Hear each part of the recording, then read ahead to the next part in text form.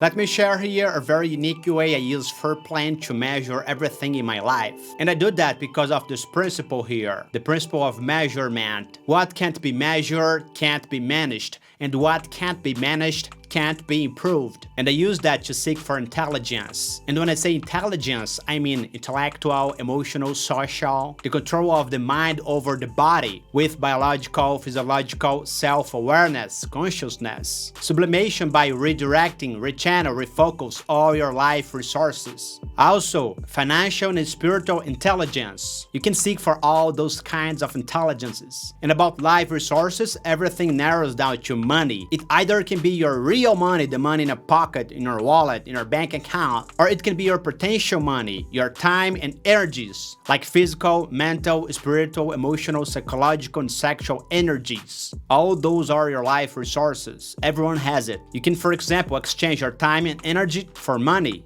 Like most of the jobs, you are exchanging your time and energies for money. And every day in my life, whenever I'm not being productive, I always try to see what's going on. I try to measure every aspect of my life so I can know what's going on. What is the problem? Like a coder, like a programmer, developer. And once I find the problem, I can fix it. And one of the very silly and simple tools I use to achieve that is the productivity diagnose. First, I analyze myself physically, like, did I sleep well? Did I eat well? Did I have the proper rest? How I'm feeling physically, like, did I just work out and I'm feeling my body sore because I just exercised, I just worked out? Sometimes you just need to take care of yourself, like get a haircut, shave your beard, take a shower. This is related to personal hygiene. It could be something genetic, like maybe you have diabetes or hypothyroidism. So this first check is easier. Then I go to psychological and emotional. Is there anything psychologically or emotionally bothering you? It could be in a conscious or unconscious level. So I just try to analyze myself. Sometimes I find something that is bugging me. Then I just go there and try to fix it. Sometimes it's easier to fix, sometimes it's not. But either way, the first step is to be self-aware, self-conscious about every aspect of your life. What can't be measured can't be managed. What can't be managed can't be improved. And you can even go to spiritual self-analysis. This is very personal, I'm gonna let that up to you guys. But you see, everything you can measure, you must. So using this measurement principle, I try to seek for all sorts of intelligence, so I can make the best possible use of my life resources. And whenever something is just not right in my life, whenever for any reason I'm not being productive, I just run this productivity diagnose, so I can try check up on myself, and just move on, just keep being productive in my life every day. And still on this pursuit to get the best possible experience I can from this life, on this planet, on this earth, I love seeking for self-consciousness. So let's dig on that a little bit. For this title and topic, focus on self-consciousness, self-awareness, both internal and external. We got here some related topics like flow state, the zone, productivity, efficiency, and happiness. About stimulus, we have here 3 scopes. We receive internal and external stimulus all the time, and we realize those stimulus by our senses like sight, hearing, smell, touch, palate.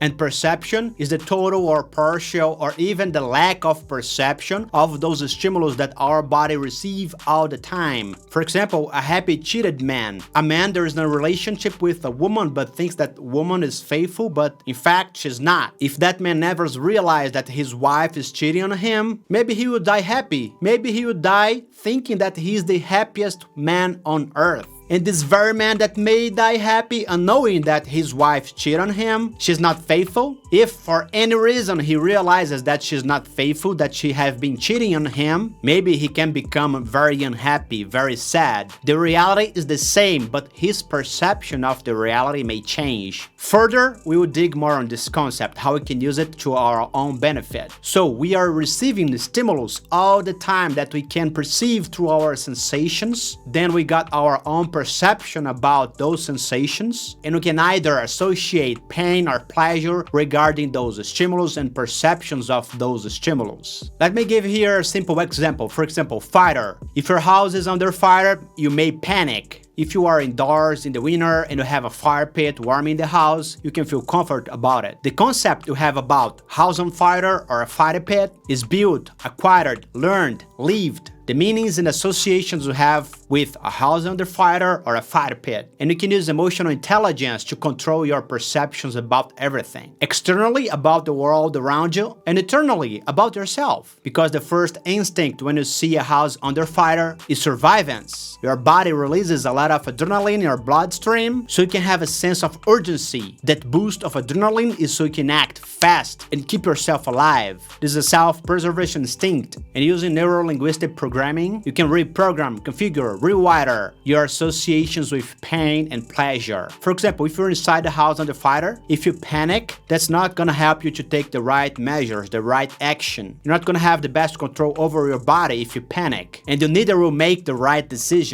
But if instead panicking, if you just get alert, and even better, if you get alert and calm, that's how you wanna be in a situation like that. You still have a really good control of your body, you can make the right decisions, but achieving this emotional intelligence will require from you training your mind and body. So with time, practice, and preparation, whenever you face any situation you are prepared for, you'll be able to get the best possible outcome. And something that can be very helpful so you can achieve emotional independence is reward system. We got an internal reward system, which is dopamine, endorphin, and all kinds of pleasure. And also external reward system, whatever positive, financial, social, approval, or physical external reinforcement for any action you take. And here is some achievements that can help you to get this reward feeling. Personal, professional, intellectual, financial, social, or physical achievements. And as you achieve and improve your self-consciousness, you can achieve many things, such as finding things that you are passionate about, things that drives you through life. And you can even use NLP, neuro-linguistic programming, to rewire, reconfigure your brain, getting rid of a bad habit or creating new healthy habits. It can be applied to your social life, professional life, financial life, sports, addiction.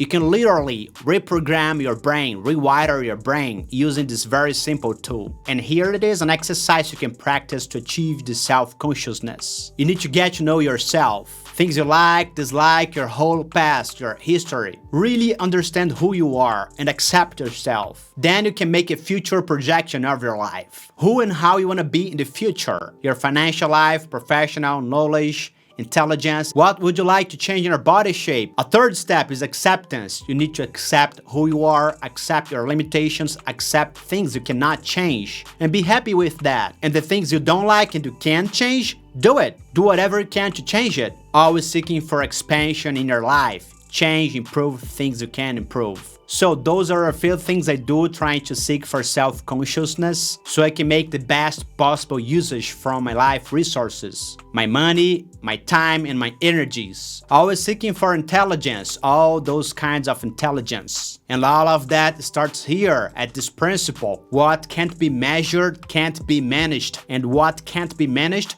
can't be improved. If you go to a doctor, the first thing he will do is to measure everything he can measure, your heartbeat, your pressure, do lab tests. And the same thing applies to architect, engineer, a store, sales. It doesn't matter. If you want to develop, improve, and evolve in life, you need to measure. Everything starts with measurement. And Freeplane is a software that definitely helped me a lot to measure everything in my life and get the best I can from it. So this was just a draft. I do this in my native language. One of my background is psychology and also pedagogy. If you want more content like this, please subscribe, like, and share this video and leave a comment below. Depending on that, I may produce more content like this for this channel. And this video was just to show that sometimes we can find very simple solutions for very complex life problems. You have no idea for how many complex life problems I've used this tool and succeed. It's insane, it's like mad sick, it's crazy. It's very simple and at the same time very powerful. In my native language we have a saying, sometimes in life less is plus. Sometimes in life you can get the best result from the most simple solutions. This is it for now, see you in the next video.